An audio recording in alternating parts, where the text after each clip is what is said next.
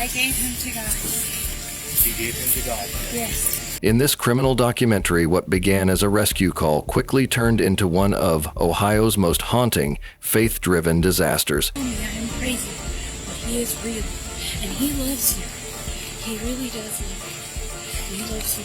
Those are the first words Ruth Miller said when deputies found her, soaking wet, standing by a quiet Ohio lake. But then she calmly added, "He's real, and he loves you." That's when officers realized this wasn't just a loss. It was something far more disturbing. Ruth Miller, a 35-year-old Amish mother, was there with her husband, their twin 18-year-old sons, a 15-year-old daughter, and their youngest, a 4-year-old boy. Witnesses said the family arrived at the lake in Akron early, chatting quietly about God's plan. But by mid-morning, a 911 call came in. A golf cart just drove straight into the lake. At first, rescuers thought it was a simple accident. But soon, this criminal documentary shows just how far blind faith and delusion can drive a person. They then met Ruth, who was believed to have taken 3 other people and driven them into the lake. According to Sheriff Orvis Campbell, in the early morning hours of August 23rd, Marcus and Ruth Miller, who were camping near the lake in their RV, walked off the dock and dove into the water together, believing it would help them prove themselves to God and fully demonstrate their faith in a state of confusion described as religious disorientation. Body cam video captures Ruth sitting on the grass, hands folded, voice trembling yet oddly calm. It's the kind of criminal documentary moment that feels unreal, faith and fear blending into quiet dread. Pay attention to Miller's words when the police asked her. She was evasive about the safety of her 18-year-old twin sons. But she also had a 4-year-old son. The police immediately realized she was worried about that boy. Right now, police are still trying to find Miller's 4-year-old child and at the same time find her husband. When deputies asked what she meant, she told them her husband had gone for a walk and that a fish swallowed him. Then she said, "If you dive to the bottom, you'll find him, and then you'll believe." Where's your husband? He went for a walk this morning. And you haven't seen him since? He didn't ever come back. And we went to the boat, and his clothes were there. And God told me he's in the lake, and a fish swallowed him. And you're actually supposed to go look for him in the bottom of the lake. And you will find the fish, and you will find my husband, and then you will believe.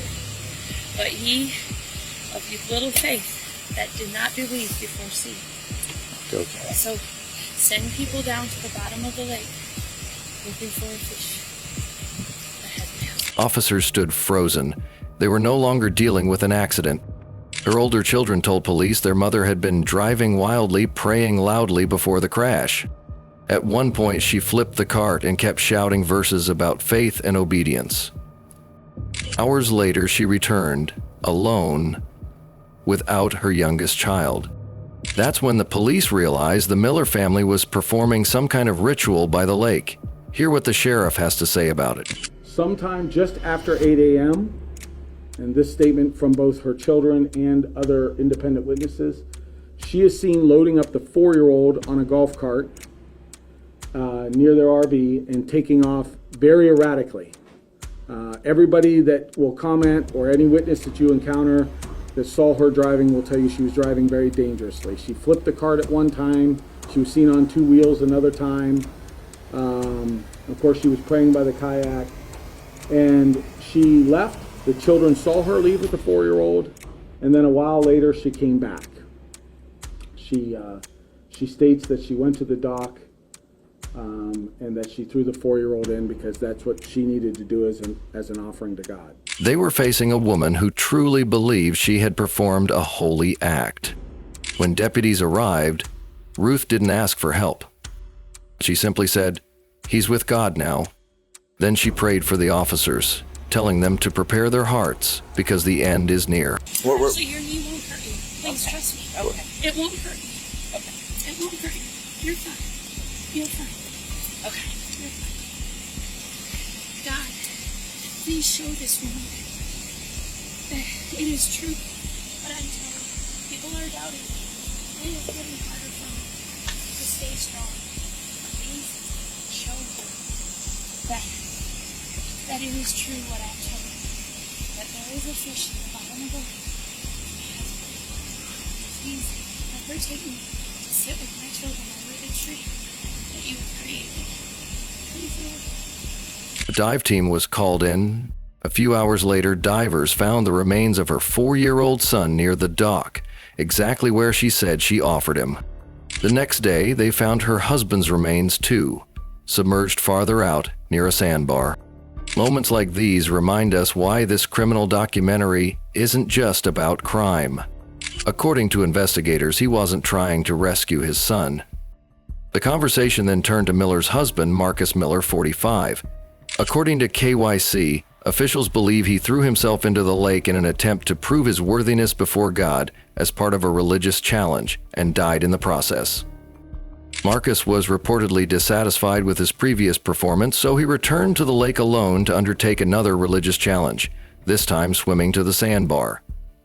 According to Chief Campbell, a witness saw him at the dock around 6:30 a.m. When you hear her whisper, "I gave him to God," it chills you, not just because of what she did, but because of how certain she was. In her mind, this wasn't wrong, it was faith. And that's what makes this story so haunting. It's not about hatred, it's about devotion twisted by confusion. A mother who thought she was saving her child ended up causing the loss of her entire family. Legal experts explained that, in Ohio, faith-based reasoning doesn't remove responsibility unless the person is legally insane, meaning they couldn't understand what they were doing. Ruth's calm, deliberate tone suggested otherwise. She spoke of divine instruction, of obedience, of miracles, all with clarity. She understood the act, just not the horror behind it. Ruth Miller was arrested and charged with aggravated murder and murder for her son's death, felonious assault, and multiple counts of domestic violence for driving the golf cart into the lake with her older children on board. Ms. Miller, in this case, the grand jury returned an indictment that consists of 7 counts. I'm going to read through those. Count 1 of the indictment is the offense of aggravated murder. It is what's called an unclassified felony in violation of revised code section 2903.01C and 2929.02A of the revised code.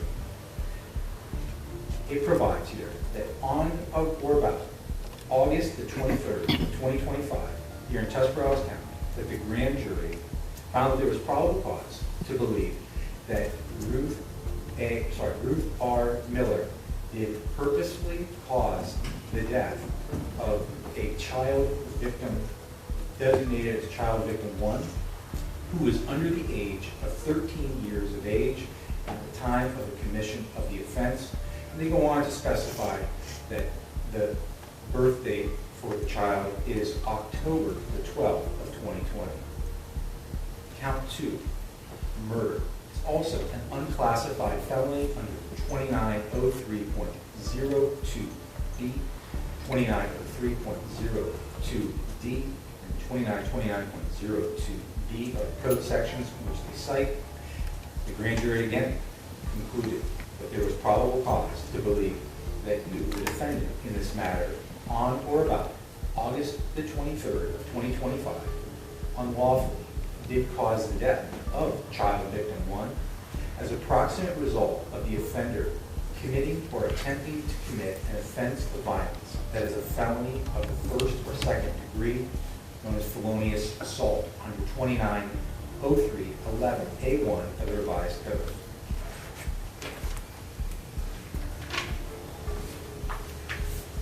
Count 3. It's an offense known as felonious assault. It's a felony of the second degree under 2903.11A1, 2903.11D1A. Again, the grand jury concluded that there was probable cause to believe that you, the defendant, on or about August the 23rd, 2025, unlawfully did knowingly cause serious physical harm to child victim 1. Count 4. It's an offense known as endangering children. It's a misdemeanor of the first degree under revised code section 2919.22A E2A of the revised code. The grand jury concluded that the defendant, on or about August the 23rd of 2025, unlawfully was a parent, guardian, custodian, person having custody or control, person in local parentis of a child under 18 years of age who did create a substantial risk to the health or safety of a child victim, in this case is designated child victim 2, by violating a duty of care, protection, or support. Count 5, domestic violence, a misdemeanor of the first degree under 2919.25A D2 of the revised code. It says here that on or about August the 23rd of 2025, that you unlawfully did knowingly cause or attempt to cause physical harm to child victim 2, a family or household member. Count 6, domestic violence, a misdemeanor of the first degree under 2919.25A D2. Again, the grand jury concluded that you, the defendant, on or about August the 23rd of 2025, unlawfully did knowingly cause or attempt to cause physical harm to victim 3, a family or household member. Count 7, domestic violence, a misdemeanor of the first degree under 2919.25A D2. Again, the relevant date, August the 23rd of 2025, the grand jury concluded that there was probable cause to believe that you unlawfully did knowingly cause or attempt to cause physical harm to child victim 4, a family or household member. Those are all of the counts of the indictment, Ms. Miller. I have the original indictment in front of me. A copy of this indictment should have been provided to you at least 24 hours in advance of this hearing. Did you in fact receive a copy of this indictment 24 hours in advance of this hearing?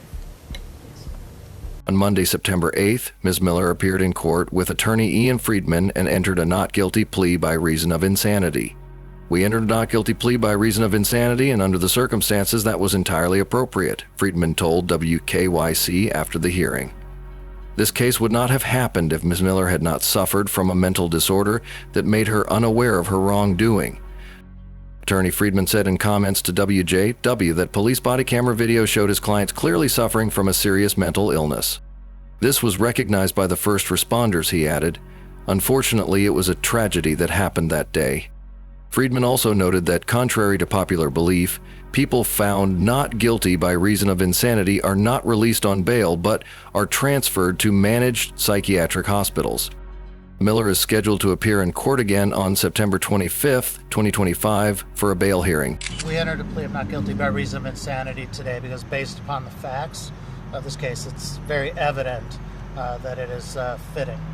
This case would not have happened but for a mental defect that would have prevented Ms. Miller from appreciating the wrongfulness of her conduct. What happened on that day in your estimation? Well, there clearly was a serious mental disease that she faced. It was evident to the responding officers, the first responders, and unfortunately it was a tragedy that happened that day. Again, clearly would not have happened but for. If she is found not guilty by reason of insanity, what happens? Oh, that would be up to the judge, but there would be, it's not as people generally think that if someone's found not guilty by reason of insanity, they're just released to the street. They're released to the custody of a lockdown hospital. They are held until a court is convinced that they've been rehabilitated, their safety to themselves and to the community. So it still is a long term of supervision and work. Did she not admit to doing that?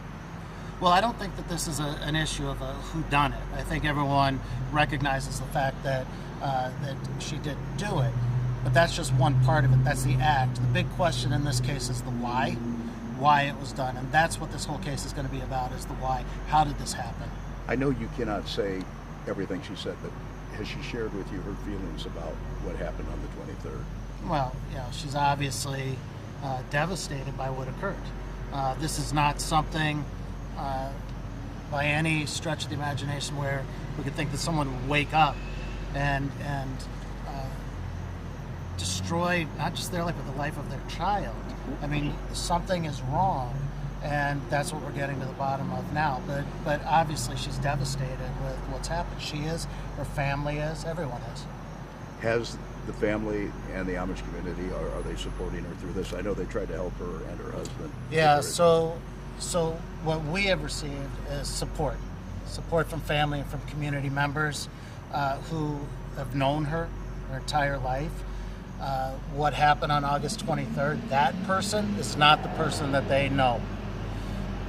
That's the person that they all believe was the victim of a mental health episode.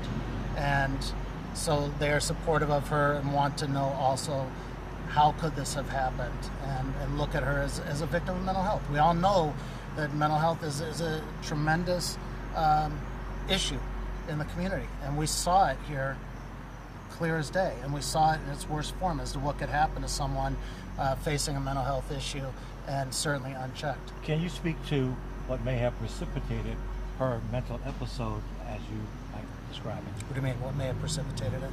Why on that day did she go out, admittedly, and toss her child into the lake? Yeah, so I think what we have, and I think you've seen them, I know your station has seen them also and posted them, the body cams from the first responders. We see in real time, we saw raw footage of what was going on in her mind and what she was reacting to and so forth. I think this case, what you're going to see in this case is one centered around mental health, and you're going to see the input of many different experts in many different fields who are going to be talking about that exact question that you just posed. So I think what we're going to need on this is time to really figure it out, and just making a quick statement would be nothing beyond speculation. Did the judge just set the bond hearing? Can you tell us when that is? Yeah, so we did just set the bond hearing. That's going to be September 25th at 1 o'clock. And what you should expect at that hearing is going to be not just your kind of typical argument of why someone should be out, but evidence that addresses the factors that the court's going to consider. So I would expect at that hearing, as evidenced by the motion that will be filed here momentarily, that evidence will be put on certainly by the defense. We'll be calling family members of Ruth Miller's. We'll be calling members of the Tuscarawas County Sheriff's Department, and also mental health professionals from the Cleveland Clinic. Thank you. Can you give us your name again, please? Yeah, Ian Friedman and Madeline Grant, who both counsel for Ruth Miller. Ian, will you be seeking some kind of bond? We will, yes. For We will be release? seeking Okay. a bond, yes. You don't have a specified amount yet? No, not yet. Okay. So you will be trying to arrange for a release at the conclusion of the hearing. We will. And what can you tell us, and I understand there's confidentiality in play, but what kind of, do we have any information of what medical treatment she may be getting for her condition at this point? Yeah, so that at this point has to remain confidential. Okay. But I think through the course of these hearings, again, because they're based on mental health issues, you'll be having some of your questions answered in the courtroom. And are you able to tell us any kind of motions you may be making on obtaining medical treatment for her?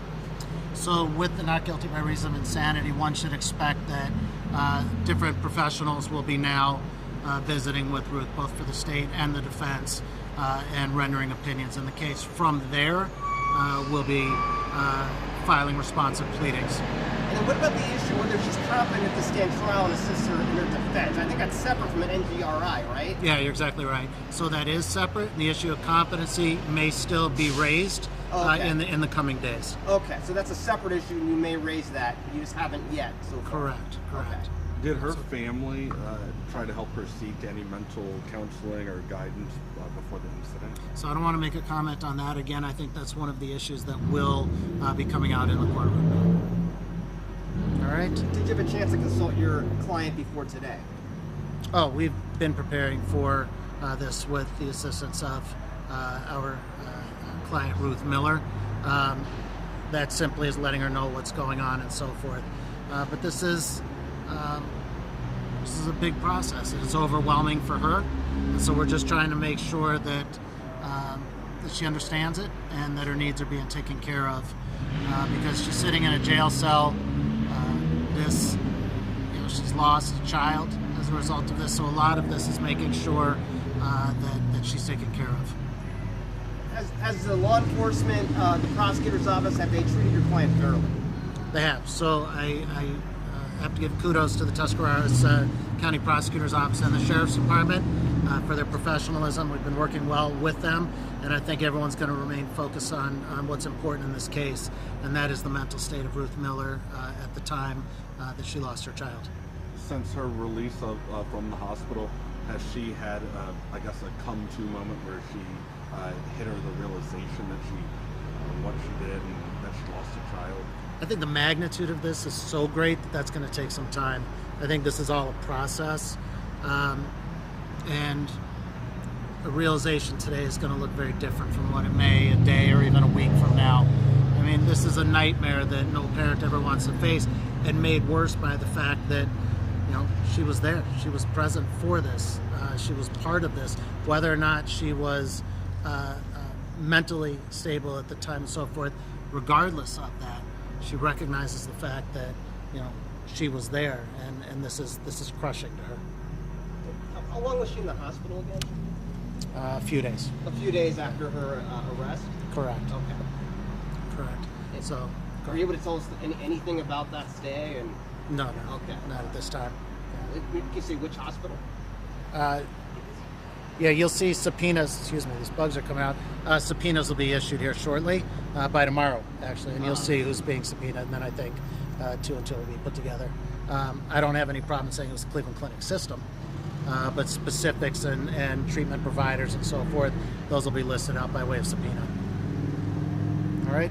Thanks, everybody. Did you have any other updates on the other kids that were involved with the golf cart, how they're doing at all? Yeah, I don't want to make any comments on the kids. Everyone's struggling right now with what's going on. Thank you for asking, though. And you're very well known in the area, but are you able to talk about how you were retained in this case? No. All I'll say is that we, Attorney Grant and I are on board, and we will see this through to the very end. If convicted of aggravated homicide, Ruth could face life in prison or even the maximum sentence allowed by law. Prosecutors argue she knew exactly what she was doing. Her defense will likely claim a severe religious delusion. A judge has denied bail for Amish mother Ruth Miller, charged with aggravated murder in the death of her 4-year-old son at Atwood Lake. I heard a lot of evidence, sensed the tension in the room, the cameras, and the people that are here. This is not your trial. It looks and it feels a lot like it's supposed to be a trial, but it's really just about the issue of whether or not bail is going to be denied to you in this case. And I am confined to a specific law in Ohio that specifically deals with this issue. And it's worth reiterating those factors that I mentioned earlier to you, because I have something I wanted to add to each one of those. The first consideration is whether or not the proof is evident or the presumption is great that the accused committed the offense with which the accused is charged. Now, I am to consider what you have been accused of in the indictment. That's what I reviewed with you at the time of the arraignment. And there's 7 different charges in the arraignment, but only a few of them really pertain to this statute. And we've heard the term aggravated murder thrown about a few different times in here, but that's not the only charge against you that could prompt you to be held without bail. It's the highest charge, but it's not the only charge that could trigger this. You have been charged with count 3, felonious assault, and that's a felony of the 2nd degree that could have prompted you to be held without bail as well. It's part of count 2, really, though, because count 2, which I'm going to direct my attention to, is the offense of murder. In this form of murder that you are charged with, it alleges that on the date of August the 23rd, 2025, that you unlawfully did cause the death. And it says here, child, and we know it's Vincent from the testimony that's here, as a proximate result of the offender committing that offense of felonious assault. So essentially the state's saying, by committing felonious assault, he causes murder because he died as a result of that felonious assault. And there's different ways that people can be charged with felonious assault. The state is saying in this case that you knowingly caused serious physical harm to Vincent. Ruth, I'm not trying to make it more drama than is necessary. I'm just trying to go through and make it clear to you as to what my thinking is at this point. And that is, I am concluding that the state has presented clear and convincing evidence that the evidence, the proof is evident, or the presumption is great, that you committed the offense of murder at a minimum and felonious assault as a minimum, as you have been charged in the indictment. The lake that day didn't just take two people, it swallowed reason, reality, and faith all at once. And it left behind one painful truth. Belief without balance can turn love into loss. She believed she was saving her family, when in truth, she was leading them to their end. What began as faith became confusion and ended in loss. This criminal documentary reminds us that even the purest intentions can turn self-harming when reason is lost. If stories like this make you think, don't forget to subscribe for more true cases and real-life insights into the human mind. Because sometimes understanding darkness starts with seeing how it was born. This footage serves an educational and awareness-building purpose. It is not created to shame or ridicule the people involved. With the current spread of biased and misleading commentary, our aim is to offer a transparent view of law enforcement actions so the public can be better informed.